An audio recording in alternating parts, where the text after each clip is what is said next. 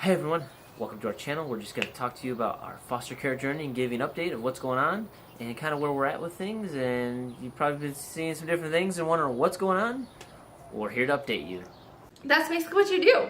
That's how to be a foster parent. So now you can be a foster parent. Good luck.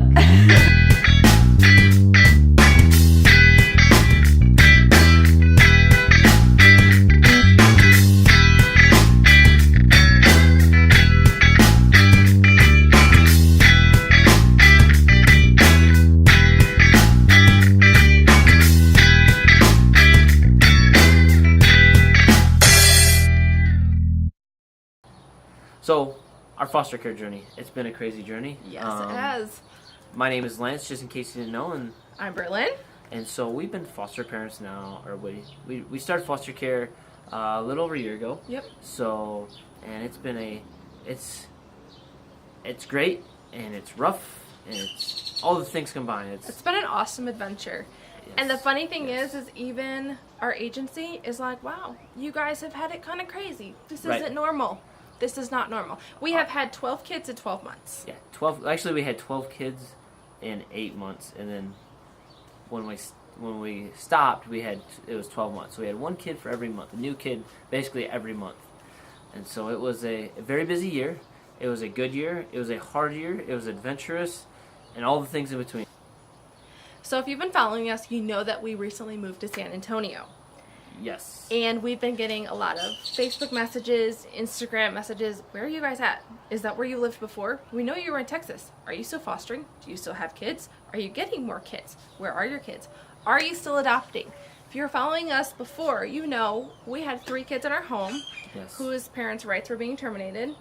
And that was completed while they were in a home, and we were headed towards adopting them to be their forever family.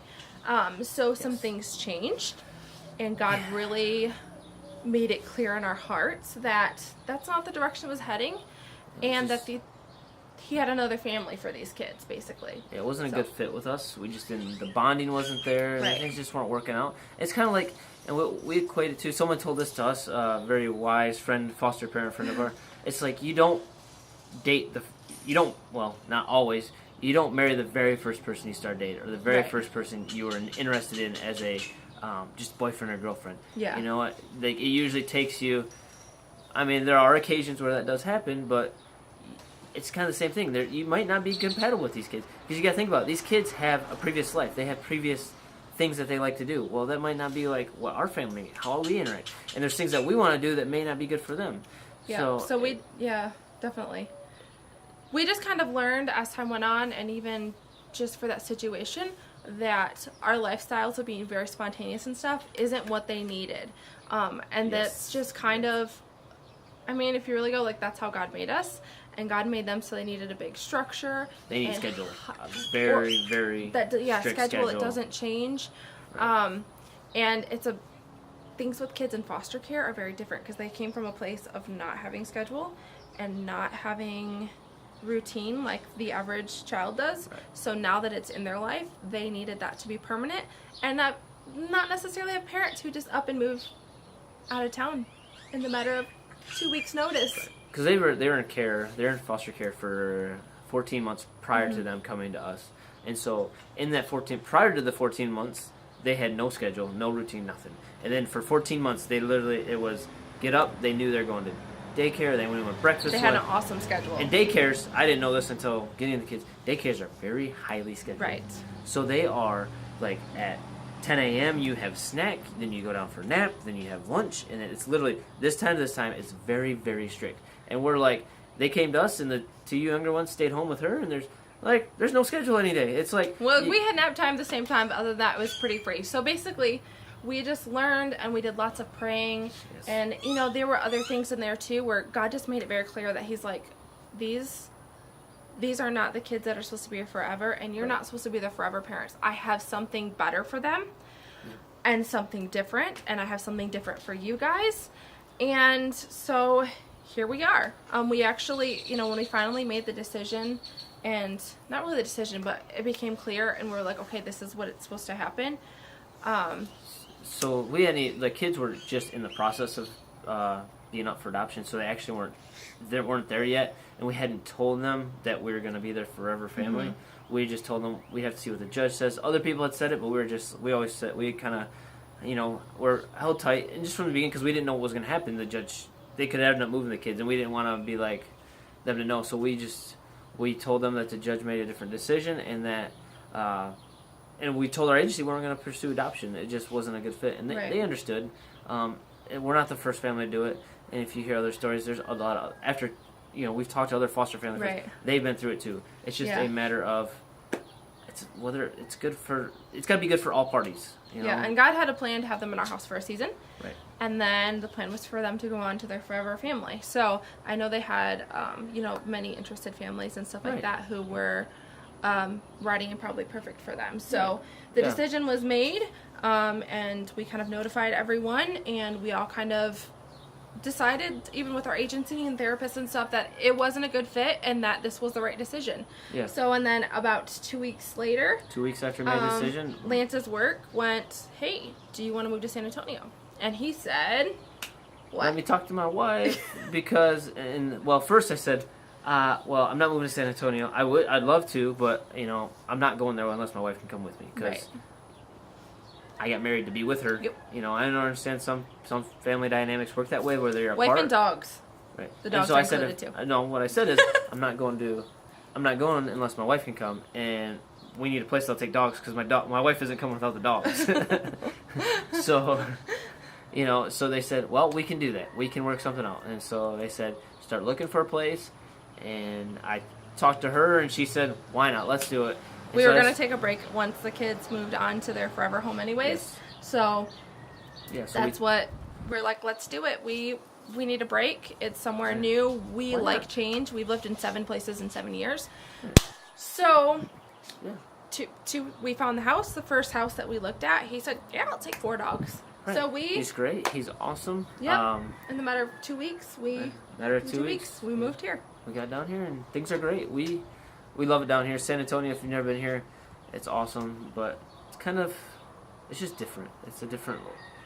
Things are different here. We love it, though. Yeah, it's a fun environment.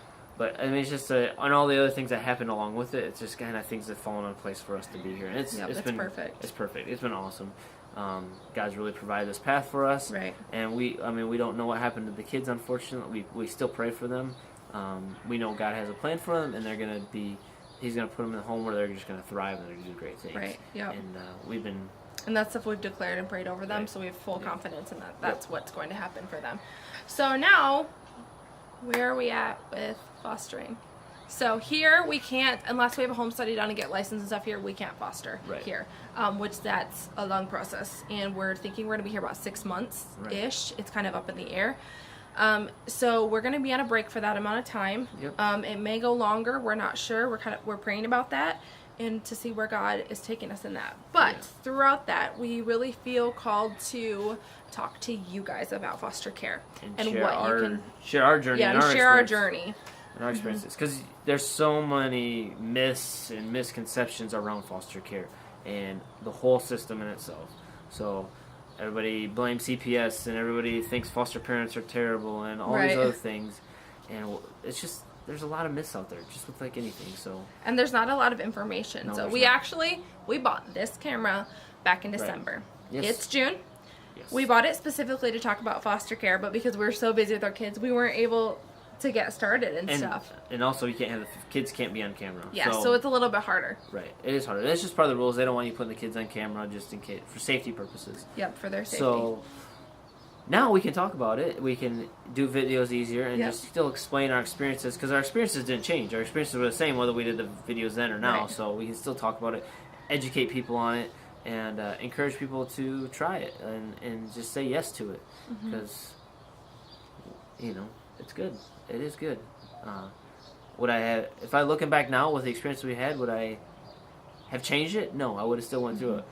Might have done some things differently on how we handle some of the situations, but I think every parent says that though. But yeah, it's just like any parent. Even with your own, if you have your own kids, like you do the same thing. I wish I would have done such and such differently. Right. It's no different. So it's just there's a lot of different rules and stuff what you can do. So we But I wouldn't change it. I would still do it. It's been a great experience. Right. We've both learned. It's been life-changing. Very life-changing. And for everyone involved, just not us, but we know we've instilled things in the kids that have been in our house, Right, the 12 kids for sure. that have been in our house. We've instilled things in them that will last a lifetime. Because they'll look back and they'll know, wow, they really took care of me. They loved me. And they'll know that. They won't question it. And they know, and the parents who had, the parents of the kids that we had, they know that they're loved and taken care of. So it's been awesome. We've been able to connect with some of the parents and encourage them, great. and just see pictures of the kids growing, and it's awesome. We love it. So. So we're going to be starting a series on foster care for you guys. We're going to be doing Foster Care Fridays, of course. So we're going to share not only about how you can get involved, not only how you can be a foster parent, but how you can get involved if maybe you don't feel called at this time to be a foster parent. How you can help. A lot of other things you can donate things. How you get involved in the legal side of it. How you can get involved in volunteer positions. So many things. How you can help foster parents. Oh my word. Like, that's huge. Right. That is absolutely huge. And we're not even saying this because out of selfish reasons, because we're not foster parents right now. So we're saying it out of truth, like where you can help, because there's a lot of things that you could do. You might not think you can, but everybody has some skill or gift or ability or time that they can give to help. Yep. So we're going to be doing a series on that, Foster Care Fridays, for you guys. So we want you guys to tune in every Friday. And we want to make sure you guys, so you can get notifications that these are happening. Because even if, I don't know, there's a way everyone can get involved, but if you know about this, you can share it with people. The more we've talked about this, the more we've learned that there are people that I want to get involved, but I don't know anything about it. And that's how we were at first, too. Like, I couldn't find things on YouTube. And I follow a lot of private adoption people because there's not foster care stuff on YouTube. So that's why we want to share things with you guys, how you can get involved, how you can share it with other people and how to get involved, the things you can do. And foster care is kind of odd. Not a lot of people actually know people that do it. So, like, when people, even at work, I work with a lot of people, and they're like, "You're a foster parent? Can you tell me about it? I've always been interested, but I don't know anybody that's done it." It's hard to find information. And people are there's not a lot of people to do it. It's kind of like one of those odd things. And so... We're the weirdos. We are. Yes, I am. Yeah. But everybody's weird in their own way, so don't judge. But for real, though, it's no information out there, and I honestly knew nobody in my, well, I think there's one person, but I think it was I can't remember if they did a foster, but I didn't really hear much about the story. I just kind of heard from my mom would talk to them, and she told me some stuff, but I never heard firsthand. I never got to ask questions like, "Oh, what about this?" or "What about that?" Until we started actually looking into it, and here we are. So we're going to inform you, and so we want you guys to like this video, subscribe to our channel, and hit the notification bell. That way you'll be notified when the video comes out, so you don't forget about it. It'll pop up on your phone, let you know, hey, here's what the topic is, and it came out today. And we want you guys to leave a comment below. Here's what we want. I want to know if you have questions about foster care, no matter what it is. If it's about financials, if it's about ages, if it's about ethnicity, if it's about behaviors, if it's about ages. Did I already say that? Any stinking question you have. I had someone come to me one time and say, "I have a crazy mother-in-law who called into CPS on me when my daughter was a baby. Nothing came of it. Can we foster?" Like, that's a big deal. People have crazy things happen in their lives. Like, there's people that are like, I had some DUIs. Will they let me foster? They were 25 years ago, but will they let me foster? Any crazy question, ask it. Even say that you're asking for a friend if you feel like it. But ask the question, no matter what it is. Like, don't feel judged by anything, because I'm not going to lie to you. There's people that I've had someone ask me, they said, "Do they let you pick the ethnicity? Because I want to foster, but I'm afraid to do it because I have a lot of racist people in my family." And I'm thankful they asked me that question. I really am. So no matter what your question is, you won't be judged on it. You won't be... I would rather have if someone's nasty to you about your comment, I will delete it. Not your comment, their comments. So we want you to ask questions. Any question you have, big, small, no matter what. So make sure you hit the notification bell, like, subscribe, follow us. Follow us on Facebook and Instagram as well. It's just Lance and Berlin. Easy. And, yep, we Is are it going Lance to and Berlin, like A&D, or A&D. Lance A&D Berlin. Yep. So, Right.